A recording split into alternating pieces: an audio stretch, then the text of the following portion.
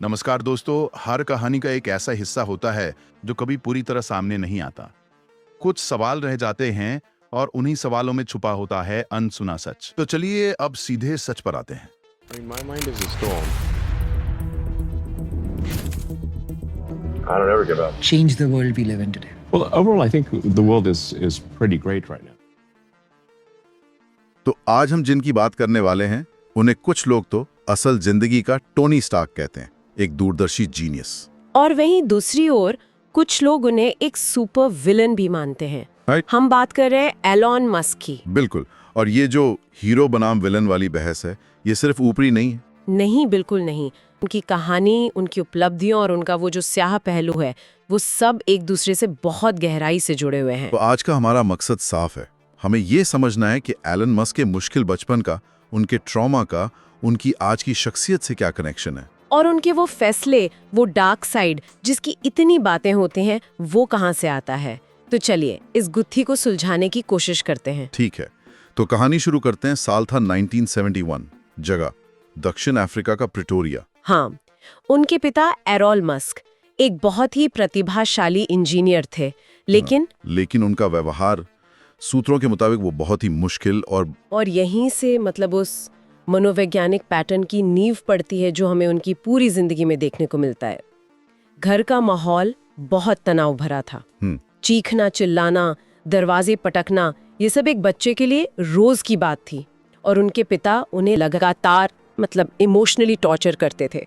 जैसे कमजोर, बेवकूफ, लूजर, ये शब्द इस्तेमाल करते थे उनके लिए। हाँ, और ये सिर्फ शब्द नहीं है, ये एक बच्चे के मन में जहर घोलने जैसा है। एक घटना का जिक्र बार बार आता है जो शायद इस पूरी कहानी का सार है। स्कूल वाली घटना जहां उन्हें सीढ़ियों से धक्का दे दिया गया था। बिल्कुल। कुछ लड़कों ने उन्हें बुरी तरह पीटा और वो घायल हो गए।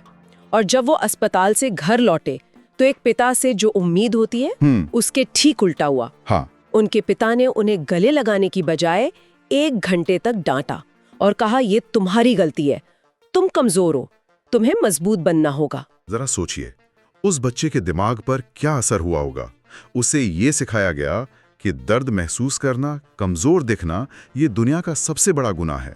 और घर के बाहर भी मुश्किलें कम नहीं थी। उन्हें एस्पर्जर सिंड्रोम था। अच्छा, तो मतलब सामाजिक मेलजोल में काफी दिक्कत होती होगी। बहुत ज्यादा। वो सामाजिक संकेत समझ नहीं पाते थे, तो स्कूल में भी वो अलग थलग रहते थे। और ऊपर से दूसरे बच्चों ने पीटते थे क्योंकि वो पढ़ाई में तेज थे। एक किताबी कीड़ा समझकर। हाँ, तो घर और स्कूल दोनों जगह वो एक आउटसाइडर थे। तो ऐसे में कोई क्या करेगा? वो भागेगा। पलायन। बिल्कुल। उन्होंने अपना ठिकाना किताबों और कंप्यूटर की दुनिया में ढूंढ लिया। ये कोई हॉबी नहीं थी, ये जिंदा रहने का एक तरीका था। और इसी से उनका पहला आविष्कार निकला, सिर्फ 12 साल की उम्र में। ब्लास्टर नाम का एक कंप्यूटर गेम, और उसे $500 में बेचा भी। ये पहला सबूत था कि वो अपनी दिमागी दुनिया को हकीकत में बदल सकते हैं और उस हकीकत से पैसा कमा सकते हैं। सही कहा।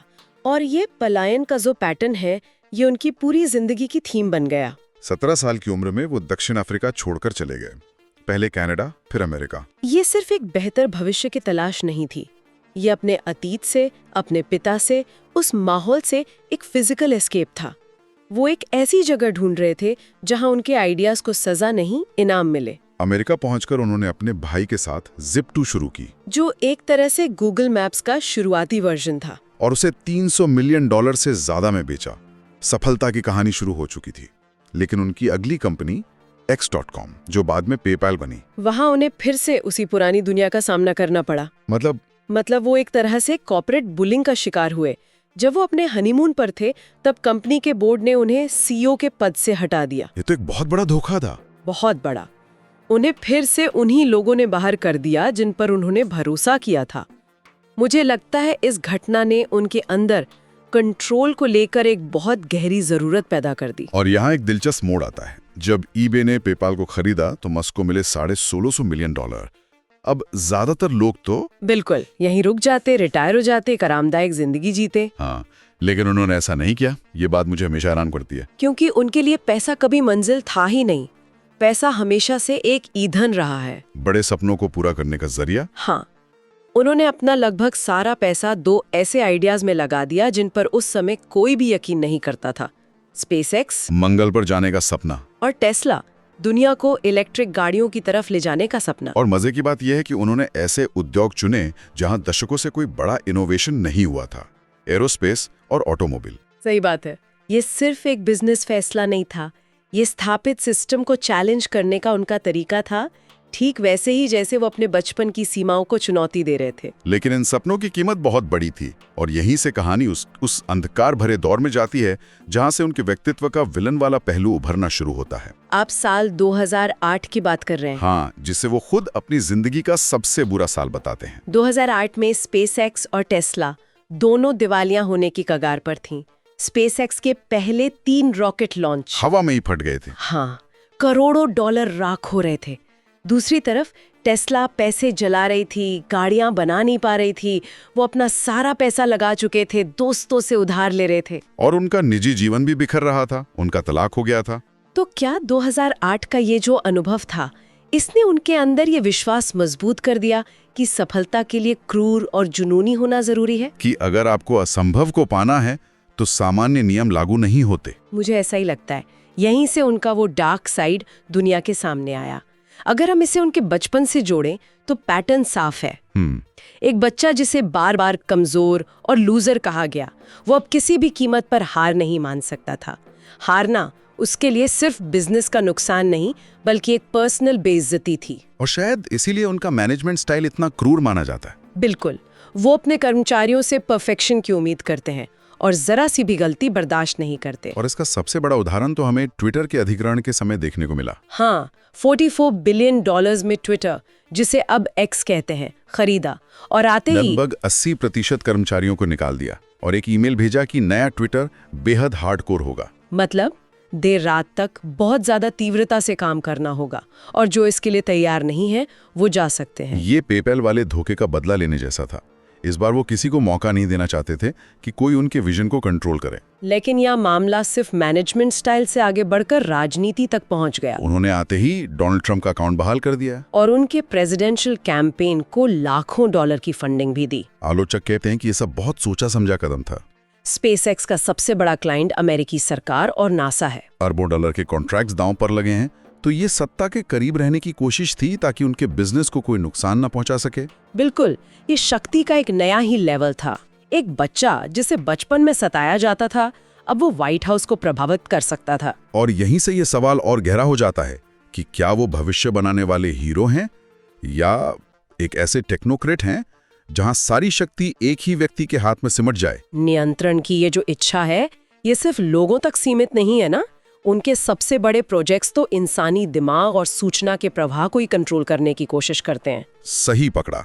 चलिए न्यूरोलिंक की बात करते हैं। कागज पर तो इसका मकसद बहुत नेक है। ब्रेन इम्प्लांट से लकवाग्रस्त लोगों की मदद करना, ये तो विज्ञान का चमत्कार लगता है। बिल्कुल, लेकिन इसकी कीमत वो निर्दोष जानवर चुका रहे हैं। सूत्रों के मुताबिक 2017 से अब तक टेस्टिंग में 1500 से ज्यादा जानवरों की मौत हो चुकी है। बंदर, सुअर, भेड़। ये सुनना भी बहुत मुश्किल है। रिपोर्ट्स में जानवरों को अत्यधिक पीड़ा देने की बात कही गई है। एक उदाहरण में एक बंदर ने दिमागी तनाव में आकर अपनी ही उंगलियां खा ली थीं। ओह, तो सवाल ये उठता है कि क्या एक महान लक्ष्य के लिए इस तरह की क्रूरता जायज है? और भविष्य में तो ये इंसानी दिमाग को कंट्रोल करने और हैक करने जैसे नैतिक सवाल भी खड़ा करता है। क्या होगा अगर कोई आपके दिमाग में सीधे विज्ञापन दिखाने लगे या आपकी यादें बदल दे? ये तो बहुत डरावनी तस्वीर है। और ऐसा ही एक और प्रोजेक्ट है, स्टारलिंक। दुनिया के हर कोने में सैटेलाइट से इंटरनेट, ये भी एक शानदार विचार है। शानदार है, लेकिन यहाँ भी वही पैटर्न है।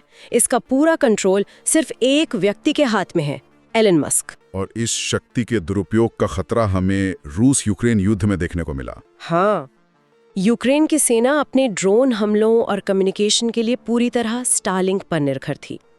लेकिन सूत्रों के मुताबिक मस्क ने अपनी मर्जी से यूक्रेन के कुछ हिस्सों में स्टारलिंक का एक्सेस बंद कर दिया। हाँ, क्योंकि उन्हें डर था कि इससे परमाणु युद्ध छिड़ सकता है। मतलब एक अरबपति, एक प्राइवेट नागरिक ये तय कर रहा था कि युद्ध में क्या सही और क्या गलत। उसने एक देश की सैन्य रणनीति पर सीधा असर डाला। ये एक ऐसी शक्ति है जो शायद दुनिया के बड़े बड़े नेताओं के पास भी नहीं है। और अंत में आर्टिफिशियल इंटेलिजेंस यानी AI पर उनका दोहरा मापदंड। वो दुनिया के उन सबसे मुखर लोगों में से हैं जो कहते हैं कि AI मानवता के लिए सबसे बड़ा खतरा है। लेकिन उनकी अपनी कंपनियां टेस्ला, न्यूरालिंक और अब उनकी नई कंपनी XAI इसे बनाने में सबसे आगे हैं।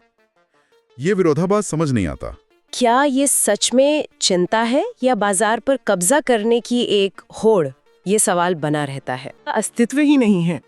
वो एक तरफ मानवता को बचाने के लिए मंगल पर कॉलोनी बसाने के सपने देखते हैं, तो दूसरी तरफ नियंत्रण और ताकत के लिए किसी भी हद तक जा सकते हैं, चाहे उसकी नैतिक कीमत कुछ भी हो। और अंत में ये पूरी कहानी उनके बचपन से ही जुड़ती है। एक सताया हुआ बच्चा जिसे सिखाया गया कि कमजोरी एक खामी है, आज वो पूरी दुनिया को अपनी शर्तों पर मजबूत बनाने की कोशिश कर रहा है। बिल्कुल, उनका हर बड़ा प्रोजेक्ट एक तरह का एस्केप ही तो है।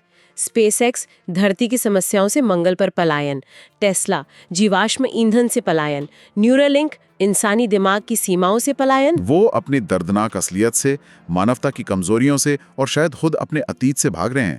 जाते जाते श्रोताओं के लिए एक दिलचस्प विचार छोड़ जाते हैं। हाँ। रॉबर्ट डाउनी जूनियर ने जब टोनी स्टार्क का किरदार निभाया तो उन्होंने प्रेरणा के लिए एलन मस्क को स्टडी किया था। ये सब जानते हैं। अब खबर है कि वो मार्वल के सबसे बड़े विलन डॉक्टर डूम का किरदार निभाने वाले हैं। तो क्या ये सिर्फ एक संयोग है या ये उस बदलाव का प्रतीक है जो हम एलन मस्क की कहानी में देख रहे हैं? क्या एक हीरो की यात्रा अब धीरे धीरे एक विलन की कहानी में बदल रही है? आज के लिए बस इतना ही दोस्तों। ऐसे ही अनसुने सच और अधूरी कहानियों के लिए चैनल को सब्सक्राइब करें। अपना ख्याल रखें। फिर मिलेंगे एक और कहानी के साथ। नमस्कार।